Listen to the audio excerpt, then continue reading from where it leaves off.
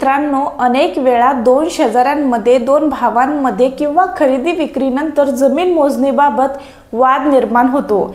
माझं पीक तिकडे गेलं, तो 2 फूट जास्त घेतो, नकाशात वेगळं दिसतं पण जमिनीवर वेगळं आहे, अशा भांडणावरून कित्येक वेळा हातापायी, पोलीस केस आणि न्यायालयीन लढाई सुरू होते। शेतकऱ्याने आयुष्यभर मेहनत करून घेतलेली जमीन आणि दुसरे म्हणणे ही 2 गुंठे माझी, हातापायी झाली, पोलीस आले, केस झाली, पण खरा प्रश्न तिथेच राहिला, जमिनीची खरी सीमा कोण ठरवणार, तहसील की कोर्ट? अशा वादात खरी मोजणी कोण करणार, तहसीलदार की कोर्ट? आणि कोर्टातून मोजणी करून घ्यायची पद्धत नेमकी काय आहे? आज आपण याच विषयावर सविस्तर चर्चा करू। आज कायद्याच्या बाराखडीतून आपण उलगडणार आहोत मोजणीबद्दल वाद असल्यास न्यायालयातून मोजणी कशी करायची, स्टेप बाय स्टेप कायदेशीर मार्गदर्शक। हा व्हिडिओ प्रत्येक शेतकऱ्याने, कायद्याच्या विद्यार्थ्याने आणि महसूल अधिकारी यांनी नक्की पाहायलाच हवा। मोजणी म्हणजे नेमकं काय? मोजणी म्हणजे जमीन कुठपर्यंत आहे, तिच्या सीमा कुठे संपतात आणि प्रत्यक्ष स्थळावर नोंदवणे। आपला गाव नकाशात म्हणजेच विलेज मॅप, तसेच टिपणात आणि फील्ड मेजरमेंट बुकमध्ये प्रत्येक सर्वे नंबरची मर्यादा दाखवलेली असते। पण काळाच्या ओघात खुणा निघून जातात, कुंपण बदलतात आणि पिढ्यानपिढ्या शेती एकत्र झाल्यावर वाद सुरू होतो। माझं पीक तिकडे गेलं, तो 2 फूट जास्त घेतो, 7/12वर वेगळं आहे पण जमिनीवर वेगळं दिसतं, आणि मग सुरू होतो मोजणी वादाचा नवा अध्याय। लोक काय करतात? थेट तहसील कार्यालयात जातात, अर्ज देतात, माझ्या जमिनीची मोजणी करून द्या। तहसीलदार आदेश देतो आणि सर्वे ऑफिसर मोजणी करतो। कधी कधी दुसऱ्या पक्षाला नोटीस न देता मोजणी होते, कधी तो येत नाही, कधी अहवाल एकतर्फी निघतो, मग दुसरा पक्ष म्हणतो ही मोजणी खोटी आहे, मला हक्क नाही विचारला। पुढे सुरू होते खरी लढाई। महसूल मोजणी वादात न्यायालयाची भूमिका।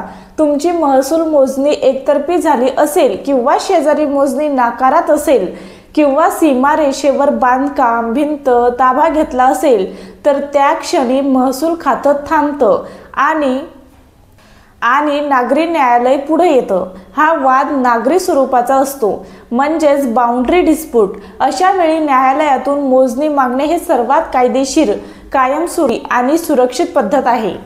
कोर्टातून मोजणी कशी करायची? पायरी 1, नागरी दावा दाखल करा। Regular civil suit RCS। विषय permanent boundary demarcation and possession. कायदेशीर आधार section 9 of CPC civil procedure code. वादी, जमीनधारक, प्रतिवादी, शेजारी किंवा अतिक्रमण करणारा दाव्यात नमूद करा। वादीच्या जमिनीची प्रत्यक्ष स्थळावर मोजणी करून खरी सीमा निश्चित करून द्यावी। त्यानंतर पायरी 2, पुरावे सादर करा। 7/12 उतारा, फेरफार नोंद, गाव नकाशा, जुना मोजणी अहवाल, खरेदी खत, वारसपत्र, मालकी हक्काचे पुरावे। हे पुरावे दाखवतात की वाद प्रत्यक्ष सीमारेषेबाबत आहे आणि न्यायालयीन मोजणी आवश्यक आहे। त्यानंतर पायरी 3, ऑर्डर 26 रूल 9 CPC अंतर्गत अर्ज। वादातील खरे स्थळ तपासण्यासाठी न्यायालयाला कमिशनर नेमण्याचा अधिकार असतो। ऑर्डर 26 रूल 9 म्हणतो, जेव्हा स्थळ तपासणी आवश्यक वाटते तेव्हा न्यायालय कमिशनर नेमू शकते, म्हणजेच हा तुमचा कोर्ट मेजरमेंट ॲप्लिकेशन असतो। त्यानंतर पायरी 4, कोर्ट कमिशनरची नियुक्ती। न्यायालय एक अधिकृत सर्वेयर, मोजणी अधिकारी नेमतो। दोन्ही पक्षांना नोटीस दिली जाते, प्रत्यक्ष ठिकाणी मोजणी करून मोजणी अहवाल आणि नकाशा तयार केला जातो। हा अहवाल कोर्टात सादर होतो। हीच खरी कोर्ट मेजरमेंट रिपोर्ट असते, जिच्यावर पुढचा निर्णय दिला जातो। त्यानंतर पायरी 5, अहवालावर हरकती। जर एखाद्या पक्षाला अहवाल चुकीचा वाटत असेल तर तो कोर्टात ऑब्जेक्शन टू कमिशनर रिपोर्ट दाखल करू शकतो। न्यायालय दोन्ही बाजू ऐकून तपासून अंतिम आदेश देते। ऑर्डर 26 रूल 9 CPC हे कलम जमिनीच्या सीमावादांसाठी सर्वात शक्तिशाली हत्यार आहे। महसूल मोजणी फक्त प्रशासनिक कार्यवाही आणि कोर्ट मोजणी म्हणजेच न्यायालयीन पुरावा। महसूल मोजणी अहवाल फक्त संदर्भासाठी ग्राह्य धरला जातो, पण कोर्ट कमिशनरचा अहवाल पुरावा म्हणून ग्राह्य धरला असतो। म्हणजेच सीमा न्यायालय ठरवते, महसूल नाही।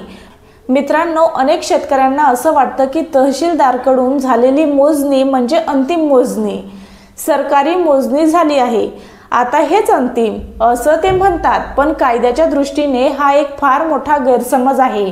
महसूल मोजणी आणि न्यायालयातून होणारी मोजणी या दोन गोष्टी एकमेकांपासून पूर्ण वेगळ्या आहेत. दोन्हींचा उद्देश जरी सीमा निश्चित करणे हाच असला तरी त्यांचा अर्थ, अधिकार, परिणाम आणि कायदेशीर वजन पूर्णपणे भिन्न आहे.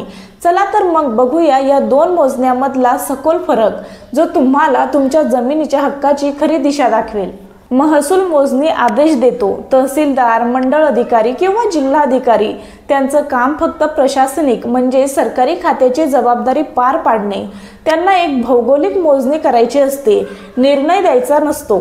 तर न्यायालयीन मोजणीमध्ये आदेश देतो न्यायाधीश आणि न्यायाधीश आदेश देतो तो न्यायिक अधिकाराखाली, म्हणजेच कायद्याने बांधलेला पुराव्यांवर आधारित निर्णय. म्हणून तहसीलची मोजणी म्हणजे सरकारी काम, पण कोर्टाची मोजणी म्हणजे न्यायालयीन आदेश, ज्याला कायद्याचा बळ असतो. महसूल मोजणी ही प्रशासनिक प्रक्रिया आहे. त्यात सर्वे अधिकारी, तलाठी, नकाशे, टिपण हे सर्व वापरून जमिनीची मर्यादा काढली जाते. ते प्रामुख्याने नोंद अद्ययावत करण्यासाठी किंवा शेती व्यवहारात सुसूत्रता आणण्यासाठी केली जाते. परंतु कोर्ट मोजणी ही न्यायिक प्रक्रिया आहे. न्यायालयात नागरी दावा दाखल करून दोन्ही बाजूंना बोलावलं जातं, पुरावे तपासले जातात आणि नंतर न्यायालय कोर्ट कमिशनर नेमतो. ही मोजणी वाद सोडवण्यासाठी केली जाते, नुसती नोंद करण्यासाठी नाही. महसूल मोजणीचा उद्देश प्रशासन, पण कोर्ट मोजणीचा उद्देश न्याय.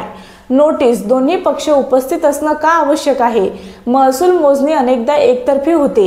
मोजणी अधिकारी नोटीस देतो, पण कधी पक्ष येत नाही, कधी वेळेवर माहिती पोहोचत नाही आणि मग अहवाल एकाच बाजूने तयार होतो. त्यामुळे दुसऱ्या बाजूला न्याय मिळत नाही. परंतु न्यायालयीन मोजणीमध्ये दोन्ही पक्ष उपस्थित असणं बंधनकारक असतं. कोर्ट स्वतः दोघांना नोटीस पाठवते. त्यांच्या वकिलांच्या उपस्थितीत मोजणी केली जाते आणि प्रत्येक इंच नोंदवला जातो. म्हणूनच कोर्ट मोजणी ही दोन पक्षांमधील खरा न्याय मिळवण्याची प्रक्रिया आहे.